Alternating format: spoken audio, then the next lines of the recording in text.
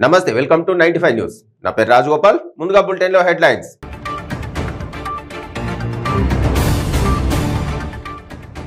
ప్రముఖ నటుడు నందమూరి తారకరత్న కన్నుమూత బెంగళూరు నారాయణ హృదయాలయ ఆసుపత్రిలో చికిత్స పొందుతూ తుది శ్వాస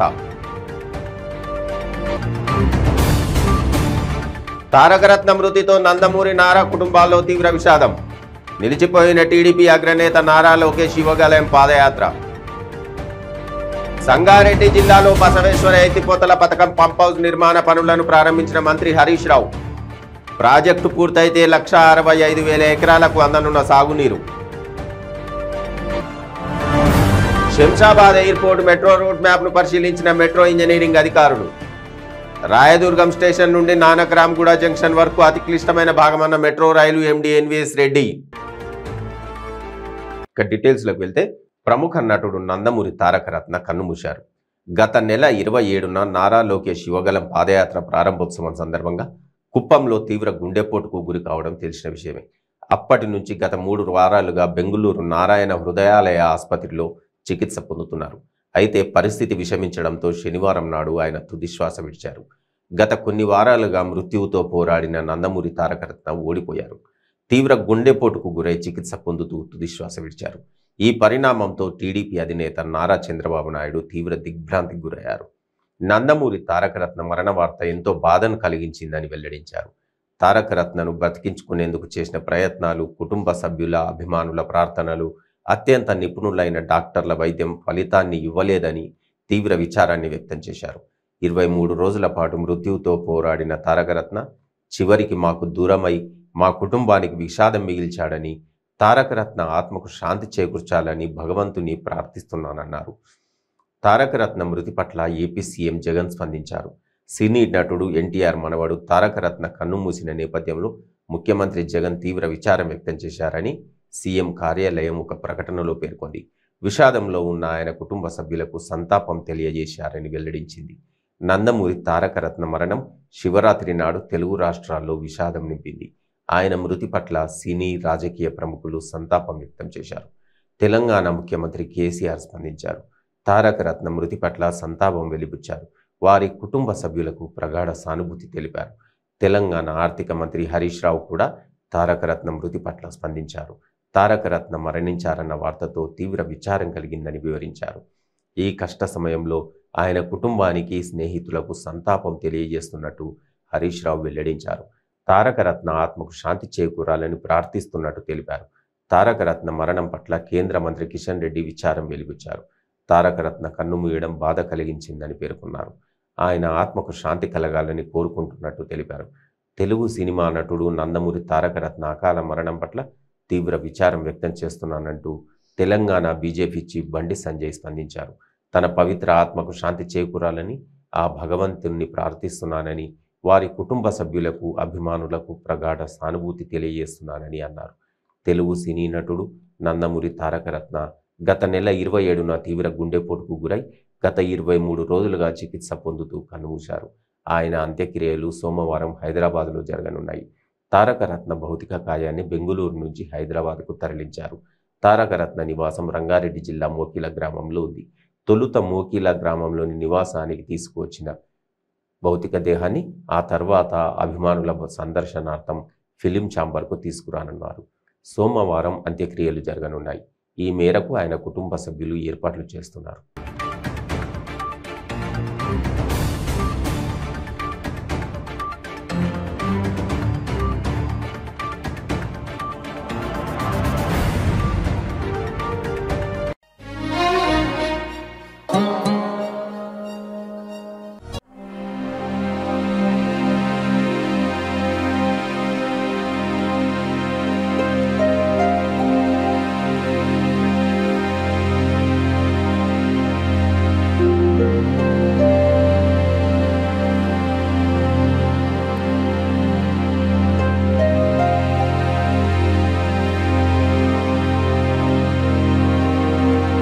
నందమూరి నారా కుటుంబాల్లో తీవ్ర విషాదం నెలకొంది. గత 3 వారాలుగా బెంగళూరు నారాయణ హృదయాలయ ఆసుపత్రిలో చికిత్స పొందుతున్న తారకరత్న తుదిశ్వాస విడిచారు. ఆయన కుటుంబ సభ్యులు, బంధుమిత్రుల వేదన వర్ణనాతీతం. కాగా తారకరత్న మృతి నేపథ్యంలో టీడీపీ అగ్రనేత నారా లోకేష్ యువగలం పాదయాత్ర నిలిచిపోయింది. తారకరత్నకి నివాళులు అర్పించేందుకు లోకేష్ నేడు హైదరాబాద్ రానున్నారు. ప్రస్తుతం లోకేష్ పాదయాత్ర తిరుపతి జిల్లా శ్రీకాళహస్తి నియోజకవర్గంలో కొనసాగుతుంది. వాస్తవానికి నిన్న శివరాత్రి సందర్భంగా లోకేష్ పాదయాత్రకు విరామం ఇచ్చారు. షెడ్యూల్ ప్రకారం నేడు మళ్లీ యాత్ర కొనసాగాల్సి ఉంది. అయితే లోకేష్ హైదరాబాద్ వెళుతున్నందున పాదయాత్ర మళ్లీ ఎప్పుడు కొనసాగేది ప్రకటించనున్నారు.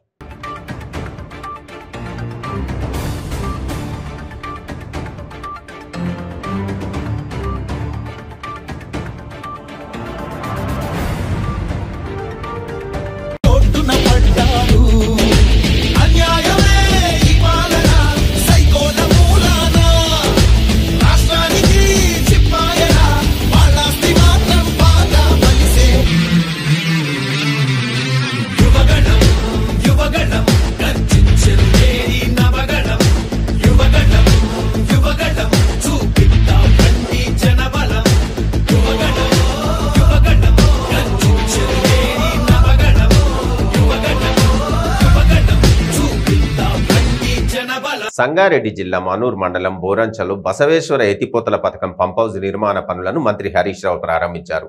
ప్రాజెక్టు పూర్తయితే ఆందోళ్ నారాయణ్ ఖేడ్ నియోజకవర్గంలో 1,65,000 ఎకరాలకు సాగునీరు అందనుంది. ఈ సందర్భంగా మంత్రి హరీష్ రావు మాట్లాడుతూ మనకంటే 60 ఏళ్ల ముందు కాంగ్రెస్ తెలుగుదేశం వాళ్ళు పరిపాలించారని, అయినా తెలంగాణ అభివృద్ధి చెందలేదన్నారు. కానీ తెలంగాణ దశ దిశ మార్చిన నాయకుడు సీఎం కేసీఆర్ అని అన్నారు.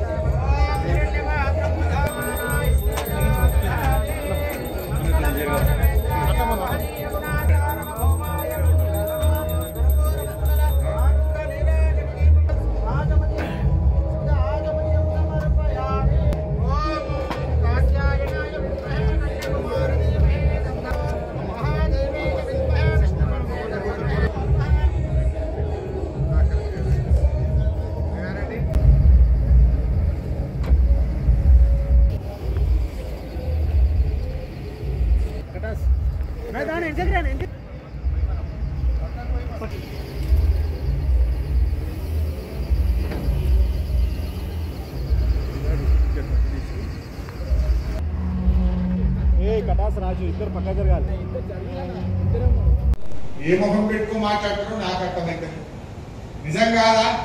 ఎందుకంటే ఆ మాట బోరంచకు పిల్లనిస్తే నీళ్లు మోయబెట్టరు, ఆ బిడ్డ కష్టపడ్డది, నీళ్లు మోసి మోసి బిడ్డ భుజాలు కాయలు కాస్తాయని బోరంచకు పిల్లనియాలంటే ఎంత ముందయ్యే రోజు.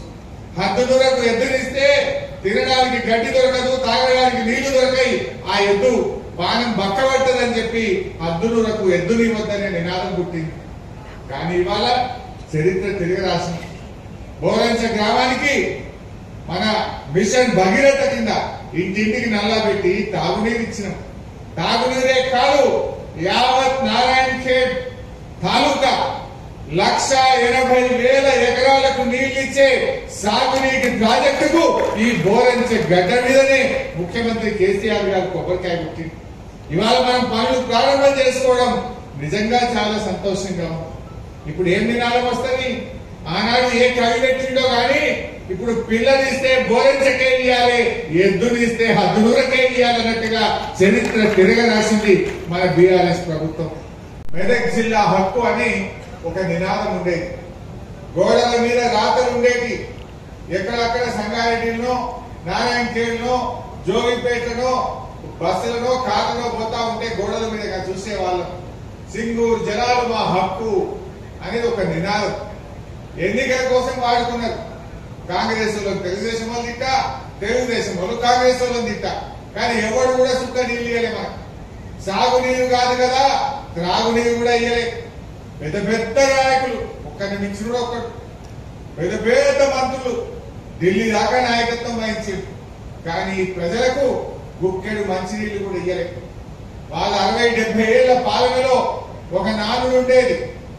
ఏంటిది? ఇదే బోరెంచకు పిల్లలు ఇవ్వద్దు, హద్దులకు ఎద్దునివ్వద్దు. నిజం కాదా? మొన్న అసెంబ్లీలో చెప్పిన ఈ ముచ్చట. మొన్న ఎప్పుడో కాంగ్రెస్ వాళ్ళు బడ్జెట్ సెషన్ లో ఇలా మాట్లాడితే, మీకు మాట్లాడే ముఖం ఎక్కడిది? మీ హయాంలో మా నారాయణ ఖేడ్లో హద్దులకు ఎద్దునివ్వద్దు, బోరెంచకు పిల్లనివ్వద్దు అనే పరిస్థితి తెచ్చిన నాయకులు మీరా మాట్లాడేది? నోరు మూసుకోండి అని చెప్పాల్సి వచ్చింది. Shamshabad airport metro route map ను మెట్రో ఇంజనీరింగ్ అధికారులు శనివారం పరిశీలించారు. ఈ కార్యక్రమానికి airport metro rail MD NVS Reddy తదితరులు హాజరయ్యారు. ఎన్వీఎస్ రెడ్డి మాట్లాడుతూ ఇంజనీరింగ్ పరంగా రాయదుర్గం స్టేషన్ నుండి నానక్రామ్గూడ జంక్షన్ వరకు అతి క్లిష్టమైన భాగమని, ఇక్కడి సాంకేతిక సవాళ్లను, అత్యుత్తమమైన ఇంజనీరింగ్ పరిష్కారాలను సూచించేందుకు తనిఖీలు చేశామని అన్నారు. 21 మీటర్ల ఎత్తులో మైండ్ స్పేస్ జంక్షన్ ను దాటడం ఒక పెద్ద సవాలుగా నిలిచాయన్నారు. మైండ్ స్పేస్ జంక్షన్ లో కింద అండర్ పాస్, మధ్యలో రోటరీ, పైన ఫ్లైఓవర్ ఒకదాని మీద ఒకటి ఉన్నాయి. ఈ అడ్డంకిని దాటేందుకు ప్రత్యేక స్పాని ఏర్పాటు చేసేందుకు ఇక్కడే నిర్మాణం చేసే విధానం పరిశీలించాలన్నారు. ఎయిర్పోర్ట్ మెట్రో పిల్లర్లను ఫ్లైఓవర్ పిల్లర్లకు దూరంగా ఏర్పాటు చేయనున్నారు.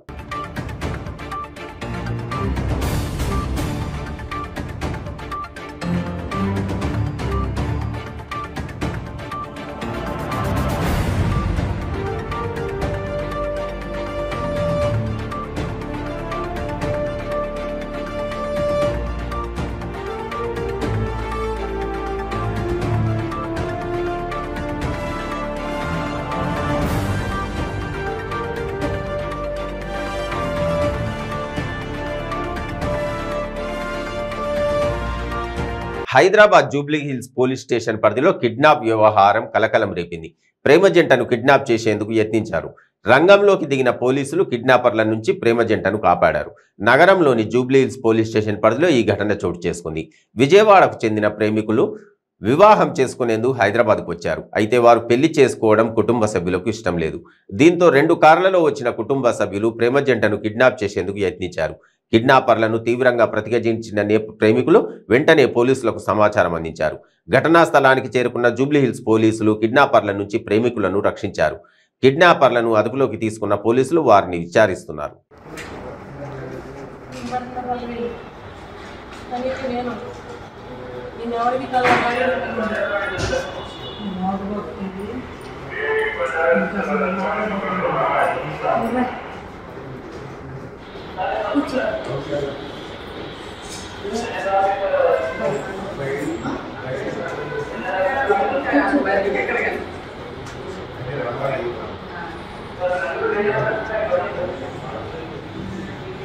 ఖమ్మం జిల్లా మదిరలో మహాత్మా జ్యోతిబా పూలే బీసీ గురుకుల బాలికల ఆశ్రమ పాఠశాలలో దారుణం జరిగింది. అక్కడి ప్రిన్సిపల్ 10వ తరగతి విద్యార్థినులను కర్రతో చితకబాదారు. విద్యార్థినుల శరీరంపై కమిలిన గాయాలు కనిపించాయి. కారణం లేకుండా కొట్టారంటూ విద్యార్థినులు ఆవేదన వ్యక్తం చేశారు. గత కొంతకాలంగా హాస్టల్లో భోజనం సరిగా పెట్టడం లేదంటూ విద్యార్థినులు ఆరోపించారు. కూరలు సక్రమంగా వండకపోవడంతో అన్నంలో నీళ్లు పోసుకుని తింటున్నామని 10వ తరగతి విద్యార్థినులు వాపోతున్నారు. పట్టించుకోవాల్సిన అధికారులు ఇటువైపు కన్నెత్తి కూడా చూడడం లేదని, ప్రిన్సిపాల్ ఇష్టారాజ్యంగా వ్యవహరిస్తూ అకారణంగా చితకబాదుతున్నదని ఆవేదన వ్యక్తం చేశారు.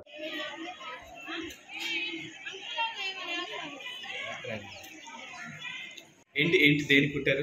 వితౌటిజంతోనే ఆ రూమ్ లోకి వెళ్ళామనే కొట్టేస్తారు. కేవలం రూమ్ లోకి వెళ్ళిన కేక్ కొట్టారా? ఆగండి అమ్మా. ఏం కారణంతో కొట్టారు మేడం? కొద్దిగా మీరు ఎక్కడెక్కడి నుంచి వచ్చారు? నాగేన్గూడెం నుంచి వచ్చాను. ఇక్కడ 5 ఇయర్స్ నుంచి 6 ఇయర్స్ నుంచి చదువుతున్నాను. 5th నుంచి అసలు మమ్మల్ని ఎవరు కొట్టలేదు. అంటే జస్ట్ ఎగ్జామ్స్ అప్పుడు ఫెయిల్ అయితే ఫెయిల్ కావద్దు అని బెదిరించి అంటే ఒక 2 దెబ్బలు కొట్టి వదిలేశారు అంతే. 5th నుంచి మమ్మల్ని కొట్టలేదు. సడన్గా వచ్చి 10th క్లాస్లో చదవట్లేదు అనే రీజన్తో కొట్టారు. సరే కొట్టారు, అయిపోయింది. తర్వాత ఇక్కడ ఫేస్ చేసే ప్రాబ్లమ్స్ వాళ్ళకి తెలియదు, చెప్పినా అర్థం చేసుకోరు. సంక్రాంతికి వెళ్ళి వచ్చిన తర్వాత 1 మంత్ నుంచి సరిగా ప్రొవిజన్స్ లేవు. కారం ఎట్లా ఇక ఆడపిల్లలం కదా సార్, కొన్ని రీజన్స్ ఉంటాయి కదా, నెల అది ప్రాబ్లమ్స్ ఉంటాయి కదా, అట్లా ఉన్న వాళ్ళు ఆ కారం తింటే ఎట్లా సార్? ఒక్కొక్కరికి గ్యాస్ ఫామ్ అయింది, చెప్పలేదు. 10th క్లాస్ అని సిక్ అవుతున్నారు, చదవాలనేసి ఇంటికి పోతున్నారు అనేసి అదొక రీజన్తో మమ్మల్ని అంటే సిక్ అయినా కూడా మేము చెప్పలేదు. ఆ కారం ఎట్లా అంటే మిరపకాయలు, ఎండి మిరపకాయలు మిక్సీ బట్టి కారం కర్రీలు వేస్తే అందరికీ గ్యాస్ ఫామ్. నెల రోజులు ప్రొవిజన్స్ లేవు, ఉప్పు కారం లేని కర్రీ తింది. ఆ మాట మేము బయటికి చెప్పలేదు, ఫుడ్ సరైనని లీవ్ చేసినాం. వచ్చి కొట్టారు వితౌట్ రీజన్. అసలు మమ్మల్ని కొట్టే రైట్ 10 members 15 members ఉన్నారు ఫెయిల్ అయిన పిల్లలు. వాళ్ళతో మాట్లాడి వాళ్ళతో కొంచెం ఇంత తక్కువ మార్కులు వస్తే కష్టం అనే విధంగా వాళ్ళను ఒక్కొక్క దెబ్బ కొట్టిన విషయం అయితే వాస్తవం, కానీ ఫుడ్ విషయం కానీ అవన్నీ మాత్రం అవాస్తవాలండి. మీడియా కూడా పిల్లలతో పాటు మమ్మల్ని కూడా తెలుసుకొని దానికి తగ్గట్టు మాకు సహాయ సహకారాలు అందించాలని కోరుకుంటున్నానండి. మేడం, ఇంకా పిల్లలు ఏదో రూమ్లోకి వెళ్ళొద్దన్న కాసు చూపించి కొడుతున్నారు మమ్మల్ని. వితౌట్ రీజన్ తో కొట్టారనేది వాళ్ళు చెప్పిన ఆరోపణ మేడం. నేను పిల్లలతో మాట్లాడినప్పుడే ఫస్ట్ ఇప్పుడు డివైడ్ చేసి చేశానండి. పిల్లల్ని డివైడ్ చేసే కూర్చోబెట్టాను, వాళ్ళని అలా కూర్చోబెట్టే మాట్లాడాను పిల్లలతో. నేను ఊరికేనే వెళ్ళి కూడా చేసుకోలేదండి. ఫస్ట్ పిల్లలతో మాట్లాడిన తర్వాతనే 4 ఇంటెన్సివ్స్ పెడితే ఒక్క దాంట్లో కూడా పాస్ అవ్వలేదండి. దాన్ని బట్టి నేను వాళ్ళతో మాట్లాడడం జరిగింది తప్ప ఏది ఉద్దేశపూర్వకంగా చేసిందైతే కాదు. ఇంకో విషయం ఏంటంటే గత 5 సంవత్సరాల నుండి నేను ఇక్కడే పనిచేస్తున్నానండి. ఫస్ట్ పీజీటీగా నేను జాయిన్ అయ్యాను, ఇప్పుడు ఎఫ్ఎస్సి చేస్తున్నాను. 5 సంవత్సరాల నుండి కూడా వాళ్ళతోనే ఉన్నాను. వాళ్ళకు ఇన్ని రోజుల నుండి లేనిది ఇప్పుడు ఇలా రావడానికి కారణం కూడా మా టీచర్లలో ఉన్న ఐక్యత లేకపోవడం. క్లాస్ లో ఉన్న 99% మంది వితౌట్ రీజన్ తో మమ్మల్ని ప్రిన్సిపల్ మేడం కొట్టింది, అది కూడా ముళ్ళుగార తీసుకుని రక్తం గడ్డగట్టేలా కొట్టిందని వాళ్ళు వార్తలు కూడా చూపించారు. అంటే వితౌట్ రీజన్ తోనే మీరు కావాలని పగబట్టే వాళ్ళని. 10th క్లాస్ పిల్లలంటే ప్రేమ ఉంటదండి, పగ ఉండదు. వాళ్ళ కోసమే మొన్న ఫేర్వెల్ కూడా పెట్టామండి. ఫేర్వెల్ లో కూడా నేను అదే మాట్లాడాను, మీకు కావాలంటే వాయిస్ కూడా వినిపిస్తాను. పునాది అండి 10th క్లాస్ అంటే పిల్లలకి జీవితంలో పునాది. వాళ్ళకి అదే గట్టిగా ఉండాలి, బాగా చదువుకోవాలి, బాగుండాలి అని చెప్తాం గానీ వాళ్ళ మీద నాకు ఎలాంటి కక్ష ఉంటదండి. వాళ్ళని అంటే కొట్టేదానికి కూడా ఎక్కడ పడితే అక్కడ కొట్టారు. చేతి మీద ఏదైనా చెప్పాలనుకుంటే చేతి మీద కొట్టు లేకపోతే చెప్తారు, కానీ దెబ్బ చేతి మీద కొడితే వాళ్ళకి చేయి నొప్పి అని ఆ రోజు రాయడం కూడా మానేస్తారండి. అందుకనే వాళ్ళకు ఎక్కడ దెబ్బ తగలకుండా ఉండాలని షర్ట్ మీద కొట్టానండి. అది అటు ఇటు కాళ్ళు జరిపిన వాళ్ళకు మాత్రమే దెబ్బ తగిలింది, మిగిలిన వాళ్ళకి ఆ దెబ్బ కూడా తగలలేదు. షర్ట్ మీదే. ఇప్పుడు 99% మంది ఎవరు చదవట్లేదు అంటారా? ఇప్పుడు అందరూ అక్కడ అందరిని కొట్టారని చెప్తున్నారు. నేను అందరినీ కొట్టలేదు. అందరూ చదవట్లేదనే రీజనా? లేదు, నేను అందరినీ కొట్టలేదండి. 80 మార్కులకి 20 మార్కుల కంటే తక్కువ వచ్చిన వాళ్ళనే కొట్టానండి. ఫుడ్ విషయంలో కూడా ఇక్కడ సక్రమంగా ఫుడ్ పెట్టట్లేదని, వాళ్ళు సక్రమంగా అంటే ఫుడ్ సరిగ్గా లేక అన్నంలో నీళ్లు పోసుకుని తాగుతున్నారని చెప్తున్నారు వాళ్ళు. ఇది అవాస్తవం అండి, పూర్తిగా అవాస్తవం. మీరు ఇప్పుడు వెళ్ళి చెక్ చేసుకున్నా, ఇంకో 10 రోజులకు వచ్చి చెక్ చేసినా నేను మీకు ఎప్పుడు సహాయం అందిస్తానండి. మీకు ఎప్పుడు నేను సపోర్ట్ గా ఉంటా. డైరెక్ట్ గా వెళ్ళి చూసుకున్నా నాకు ఎలాంటి ఇబ్బంది లేదండి. మీరు 6 సంవత్సరాల నుంచి చేస్తున్నా అంటున్నారు, ఎప్పుడో లేనిది ఇప్పుడే ఎందుకు చెప్పాల్సి వచ్చింది మన పిల్లలు? అదే అర్థం కావట్లేదండి. ఏంటంటే స్కూల్ విషయం కూడా వచ్చేసి ఇక్కడ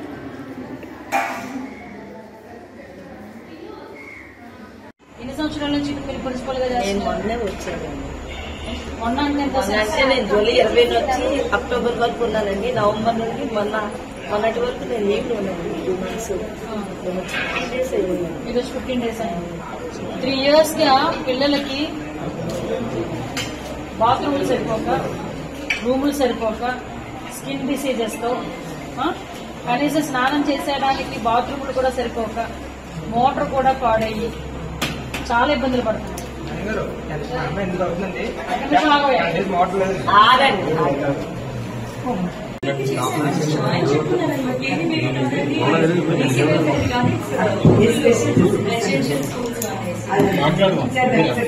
పశ్చిమ గోదావరి జిల్లా పెదామిరంలో గుండెపోటుతో మరణించిన క్షత్రియ కార్పొరేషన్ చైర్మన్ పాతపాటి సర్రాజు భౌతిక కాయానికి ముఖ్యమంత్రి వైఎస్ జగన్మోహన్ రెడ్డి నివాళులు అర్పించారు.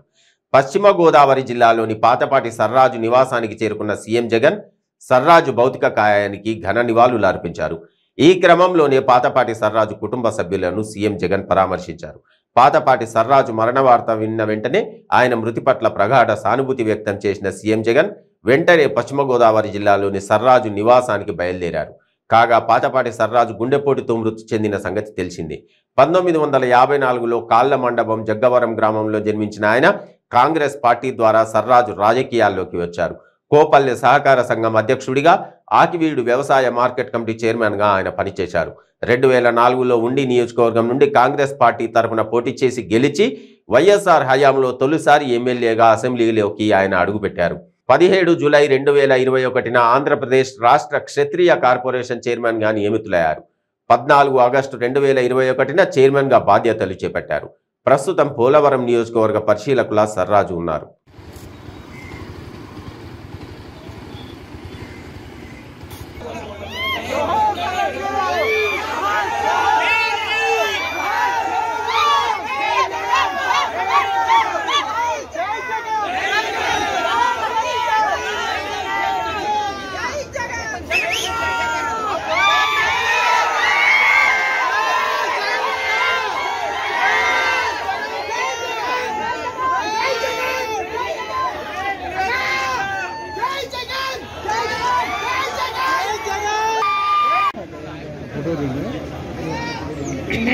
కెమెరాతో నేను దొరికిపోతాను. కెమెరా అస్సలు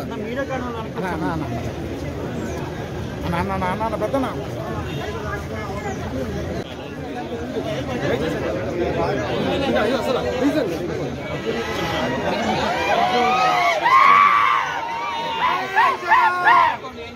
ప్లీజ్ కలవాలి.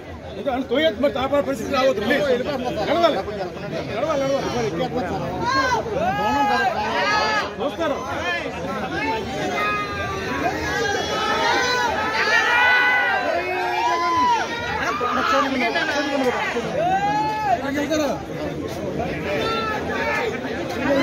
గారు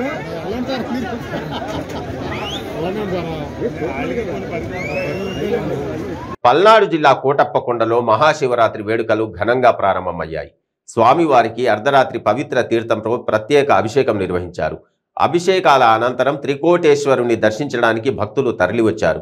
మహాశివరాత్రి పర్వదిన సందర్భంగా స్వామివారికి సుగంధ పరిమళ ద్రవ్యాలతో అభిషేక పూజలు నిర్వహించారు. బ్రహ్మ విష్ణు పరమేశ్వరులకు ప్రతీకగా నిలిచిన దివ్యక్షేత్రంగా కోటప్పకొండ బాసిల్లుతోంది. త్రికూట క్షేత్రంలో మహాశివరాత్రి వేడుకలను రాష్ట్ర ప్రభుత్వం ప్రతిష్టాత్మకంగా నిర్వహిస్తోంది. త్రికూటేశ్వరునికి రాష్ట్ర ప్రభుత్వం తరపున పట్టు వస్త్రాలను సమర్పిస్తారు. దేవస్థాన ధర్మకర్త అయిన రాజరామకృష్ణ కొండలరావు వంశస్థులచే రాత్రి లింగోద్భవ కాల అభిషేకం నిర్వహించారు. స్వామివారికి శివరాత్రి పర్వదినాన నిర్వహించే తొలి పూజా కార్యక్రమాలను దర్శించేందుకు భక్తులు వేలాదిగా తరలివచ్చారు. వేకువజాము నుంచే స్వామివారి దర్శనార్థం భక్తులు బారులు తీరారు.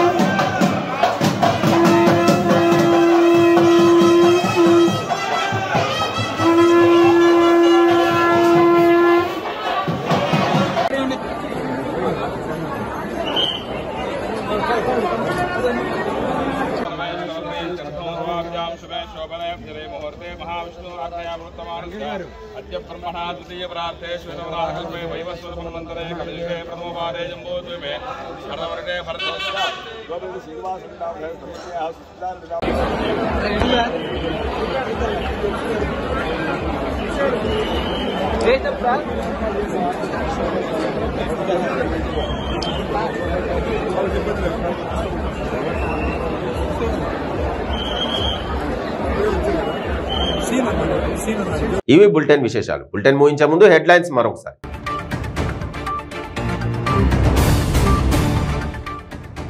ప్రముఖ నటుడు నందమూరి తారకరత్న కన్నుమూత. బెంగళూరు నారాయణ హృదయాలయ ఆసుపత్రిలో చికిత్స పొందుతూ తుది శ్వాస. తారకరత్న మృతితో నందమూరి నారా కుటుంబాల్లో తీవ్ర విషాదం. నిలిచిపోయిన టీడీపీ అగ్రనేత నారా లోకేష్ యువగలయం పాదయాత్ర. సంగారెడ్డి జిల్లాలో బసవేశ్వర ఎత్తిపోతల పథకం పంప్ హౌస్ నిర్మాణ పనులను ప్రారంభించిన మంత్రి హరీష్ రావు. ప్రాజెక్టు పూర్తయితే 1,65,000 ఎకరాలకు అందనున్న సాగునీరు. శంషాబాద్ ఎయిర్పోర్ట్ మెట్రో రూట్ మ్యాప్ను పరిశీలించిన మెట్రో ఇంజనీరింగ్ అధికారులు. రాయదుర్గం స్టేషన్ నుండి నానక్రామ్గూడ జంక్షన్ వరకు అతి క్లిష్టమైన భాగమన్న metro rail MD NVS Reddy. Stay tuned to 95 news.